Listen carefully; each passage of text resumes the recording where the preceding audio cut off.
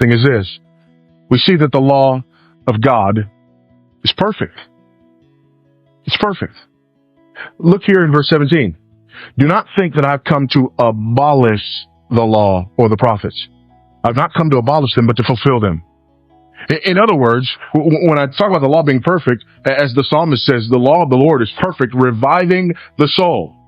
Many people look at Jesus as though somehow the law was either broken, and by broken, I don't mean that somebody broke the law. I mean the law itself.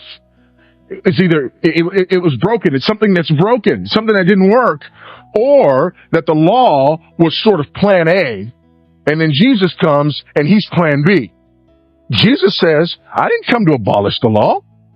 Those of you who think that somehow, there were all of these different plans, and now all of a sudden here I am, so that no. There are people who think, well, first God tried with Adam, didn't work. Then God tried again after that with Noah, didn't work.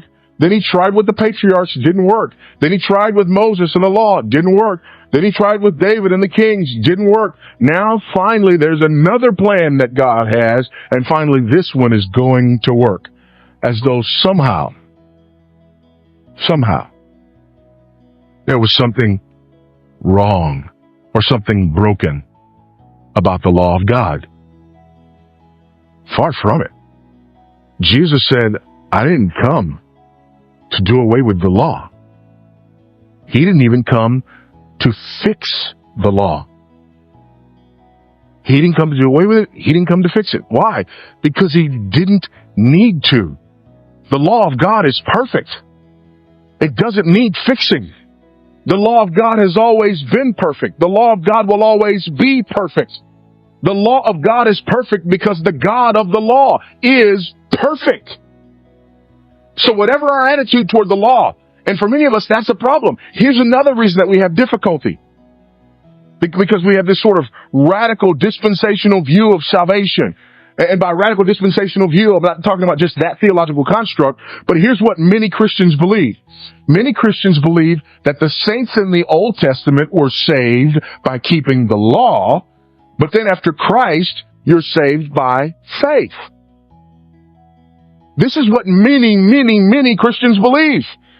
And therefore, it just makes sense that Jesus needed to come at some point so that we could get away from that old concept of being saved through the law and now have a new idea of being saved apart from the law. If you were here as we preached through the life of Abraham, you know that's nowhere near true. Also, if you were here as we preached through the life of Abraham, you know that we spent a great deal of our time in the book of Romans, where Paul in the book of Romans explains Abraham believed God and it was reckoned to him as righteousness.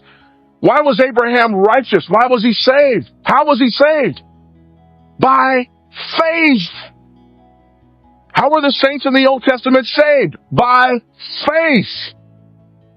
But when you say that to people again, what's the first question that comes? Well, how can they have faith in Jesus if Jesus wasn't born yet? The answer, Genesis chapter 3 and verse 15. The proto-evangelion, the first proclamation of the gospel. God promised that the seed of the woman would come and crush the head of the serpent. It's the first promise of the gospel. It's the first proclamation of the gospel. What do Adam and Eve believe from that moment on? We've sinned, we're going to die, but there's a deliverer who's going to come. Those 10 generations that we see in Genesis chapter 5, from Adam to Noah, through the line of Seth, what do we see? The promised seed is on the way, he's coming. Noah's daddy names him Noah because he believes that a deliverer is going to come. Where does he get the concept from? He got the concept from Adam. The promise that was made in Genesis chapter 3 and verse 15, that's where he got it from. Abraham gets a promise from God. The promise is about what? The promised seed. Isaac then comes. Is he the ultimate promised seed? No, he's not the ultimate promised seed. Then God's going to make a point. Isaac's two boys are going to be twins. What are we going to do? Rebecca, shall we flip a coin? No, God's going to work it out. The older is going to serve the younger. In other words, it's Jacob, not Esau, who's the promised seed. That's fine. Well, then what happens? Then we come later on and we see this picture of Jacob. And we see these 12 sons of Jacob. And all of a sudden we see this picture in Jacob's life. And when we see this picture in Jacob's life, what do we look at? We see Jacob is in love with one daughter, but gets the other one instead. And we see this love story, and we interpret this love story, and we think the continuation of the seed is going to come through the one that he really loves. Nope.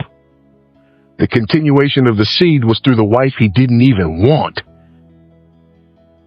Judah was born to Leah, not Rachel.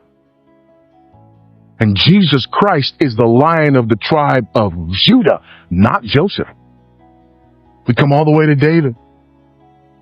David's always going to have a descendant of his on the throne. How's that going to happen? One of David's boys? It all points forward to Jesus. So in other words, Jesus is not plan B. Jesus is the fulfillment of plan only. Amen? I've said it before, I'll say it again. God is not running for God. He's God. He needs no contingency plans. He's God. This is God's plan. So look here again. This is also key. If you do any research on this verse, you're going to see a lot of work on this verb pleruo. And what do we mean here by fulfill? And some look at this and say, do not think that I've come to abolish the law of the prophets. I have not come to abolish them, but to fulfill them, as though Jesus is saying, in my life, I need to fulfill the law.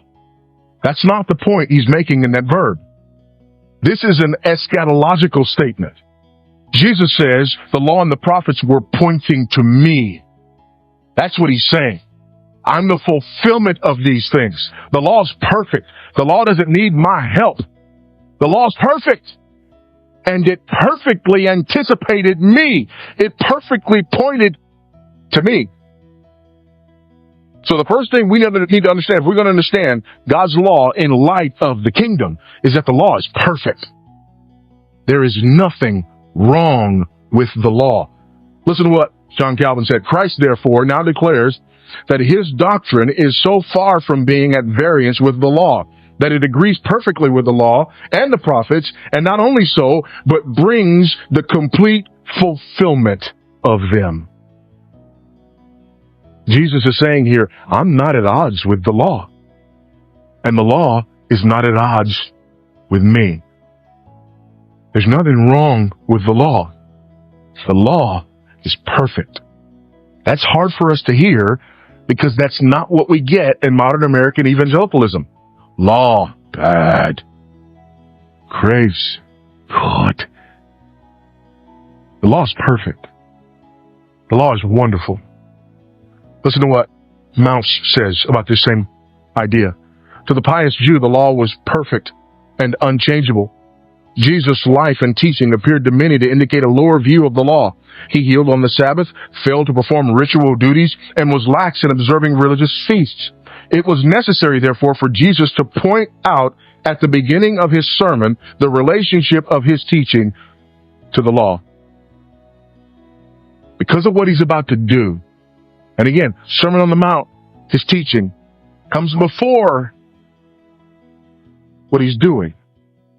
He's laying a foundation for everything that he's about to do. And what he's saying is, when you see what I'm about to do, it may look like I have a problem with the law. Newsflash, the law is perfect. I don't have a problem with the law. The law doesn't have a problem with me.